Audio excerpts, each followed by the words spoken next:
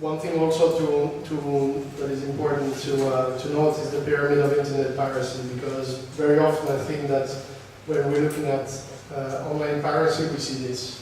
We see a lot of a very big group of happy people that are sharing a lot of things, and it's a happy world ever after.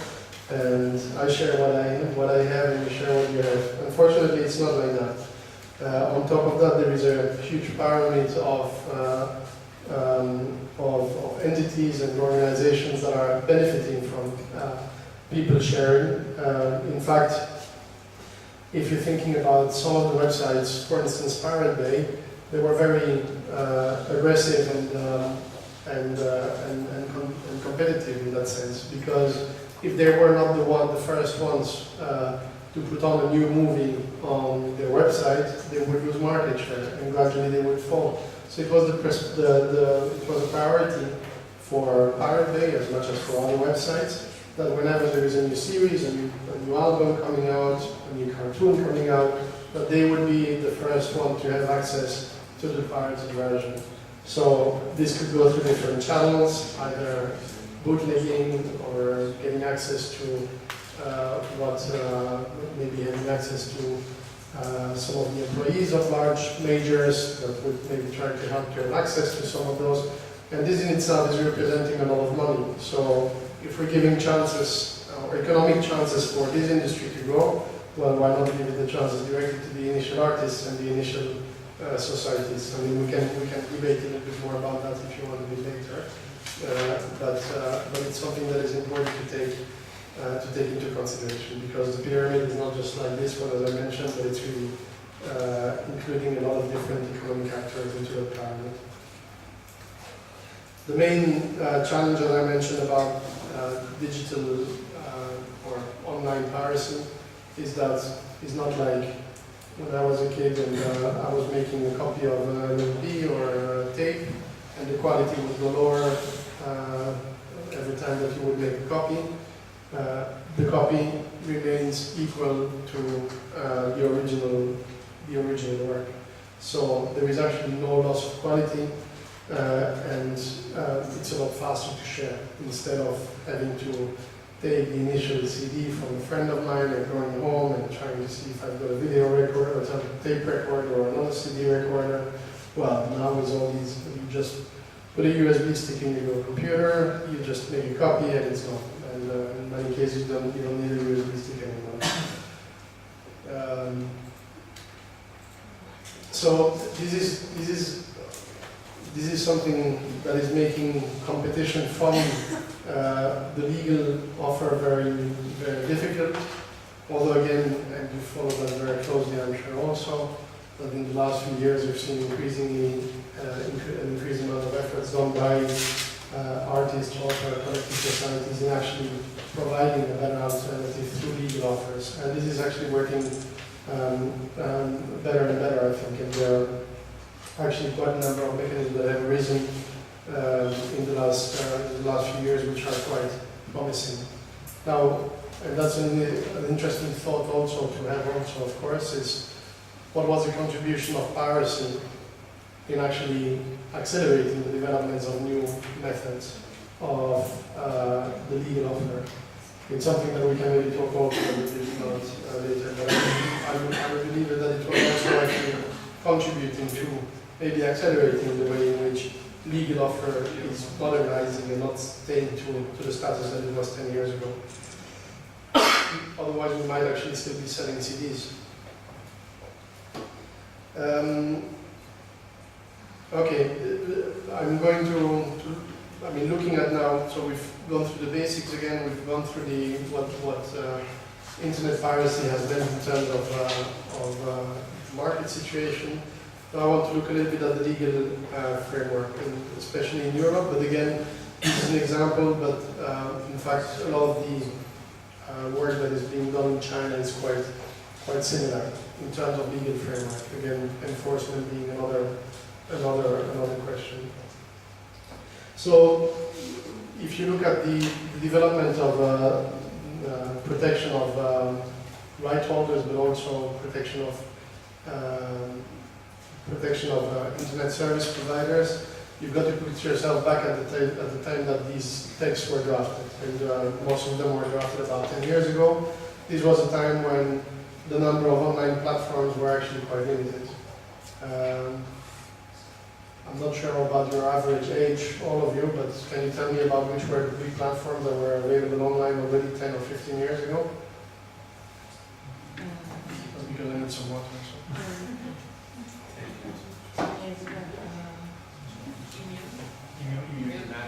Winamax. Sorry? Winamax. That's not the word. Yeah. DC++. Yeah. Micro and LIBEAC. ICC. How about the legal platforms? They are all criminals. Oh, criminals. Well, I mean,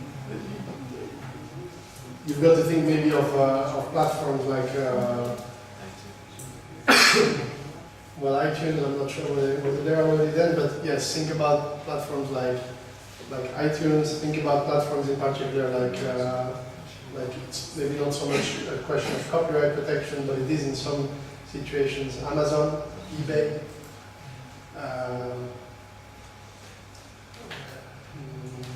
YouTube was not there yet, but there were predecessors of YouTube like MySpace, I think, and what were they called? I can't recall a number of names now, but at that time, these platforms were actually, well, just to take the example of Amazon, I think it took Amazon about 6 or 7 years to break even, because it was a time where these platforms were new, they didn't exist, they were developing something completely new. The tools were not there yet, they were trying to develop new IT systems in order to do this in a more efficient way. So these platforms needed some protection. In order for them to continue to be built, to evolve and to develop and to create actually some platforms. If copyright protection and IP protection overall have been very tough on all these platforms from the very beginning, well, it might well be that nowadays, 10 years later, this platform will not exist because too quickly they would have had too many responsibilities, too many requests that they would not have been able to absorb because they would not have had the time and the resources to do what they were meant to do in terms of business. They would have spent a lot more time than necessary to protect IP and copyrights and amongst other rights.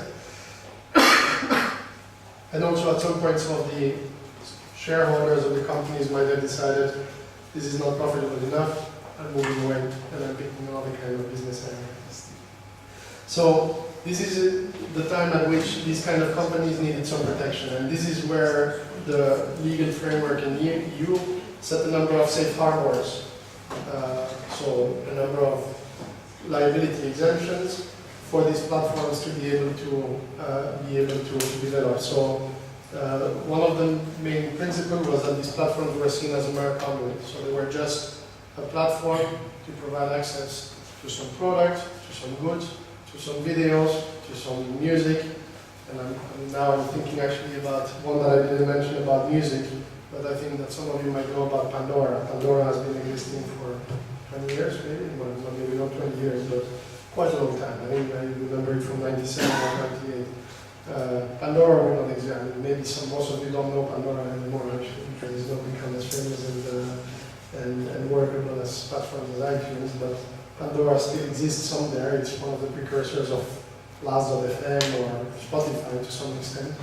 And if they hadn't had that protection of being seen as a mere conduit to provide a platform to access music online, they would not have existed for a very long time, and they would certainly not be there anymore. The other is a bit more technical, is the caching. So if I don't know how long you've been in China, you've probably seen that a lot of the websites are a lot slower than they are in Europe, especially Western websites. Chinese websites are very fast, Western websites are very slow. The reason for that is because for you to be able to watch a website very fast, the source of the data has to be very close to you. If the source of the data is at the other side of the world, it will be very slow. So what is happening? Service providers are making local copies of websites. So if I visit a website which is unknown to my internet service provider, the first time that I visit the website, to make a copy of that content locally, so that next time someone is going to visit that website, it will already have a local copy of that website, some of the information that stays at least, and so that it will be, the information will go through a more efficient way. But this means, and then we talked about that earlier, this means that the ISP needs to be able to make local copies. If they were not being able to make local copies, so that's what is caching. Caching is to make a temporary local copy of initial work. If that had not been the case, the experience of the user would have been quite bad. Again, the business would have not stayed for very long. Now, the reason I mentioned slow websites in China is because there is no caching in China, in fact, for most websites in foreign websites. That's why when you're running a foreign website, it's actually accessing the initial website, which is thousands of kilometers away. And this is one of the reasons why some of those websites are so slow, because there is no local caching. Thirdly, one of the elements that was provided to provide a safe harbor is that these platforms are hosting, so they should be seen as a host of content, if the content being legal or illegal, and that they wouldn't be made liable for content that would be on their server and that shouldn't be on there. And finally, there was at the time, and I said the magic words, no general obligation to monitor or to care about what was being shared on those websites. This has now changed quite significantly. The situation that I've been depicting in the last few slides, and especially on this slide, has changed quite significantly, actually. The platforms that we were talking about earlier have become quite strong. Some of these online platforms are becoming the largest companies in the world. Maybe not the best example, but if you're thinking about platforms like Alibaba, which is also one of these online platforms that would not have existed 15 years ago. Well, I mean, they, I think, have launched the largest IPO in the world a few months ago, 2 or 3 months ago. Largest initial purchasing action on stock market. So these are not small players anymore. These are among the largest companies in the world. So the legal situation that existed at the time is not the legal situation that can exist nowadays. So it's important for the legal framework to continue to evolve over time in order to adapt to the situation and the environment that companies and market players are operating in.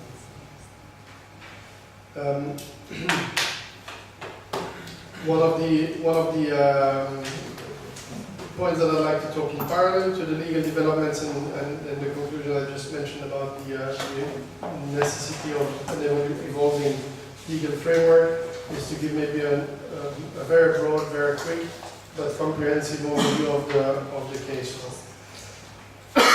So we've talked about some of the platforms. You will see over the next few slides that the way that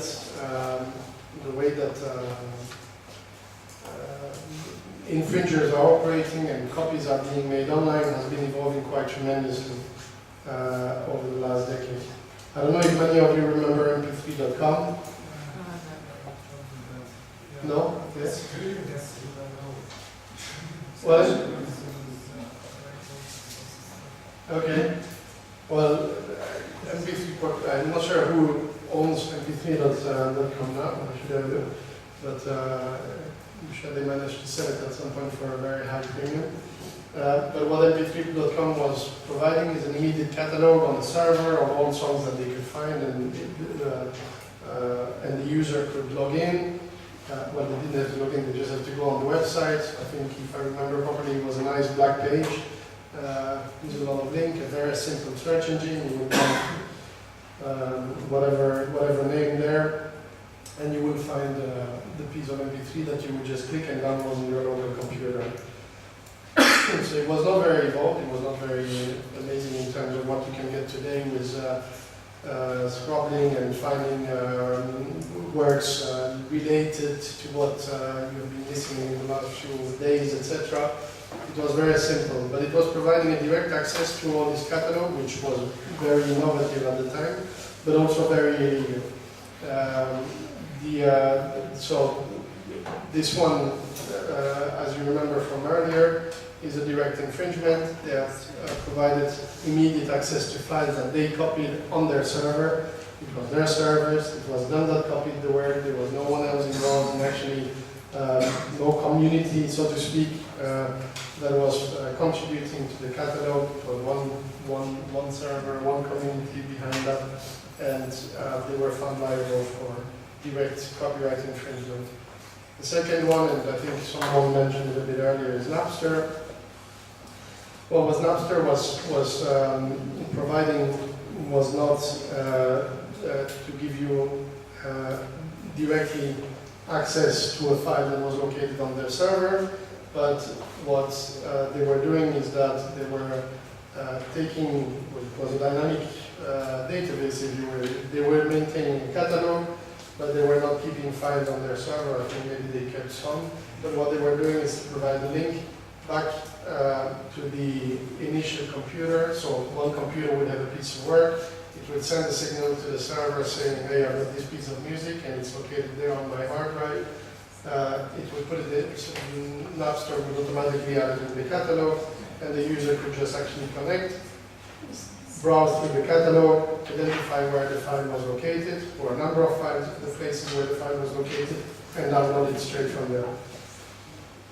So what Napster was doing was not to provide access to files to be downloaded directly, but it was a file location. It was providing you access to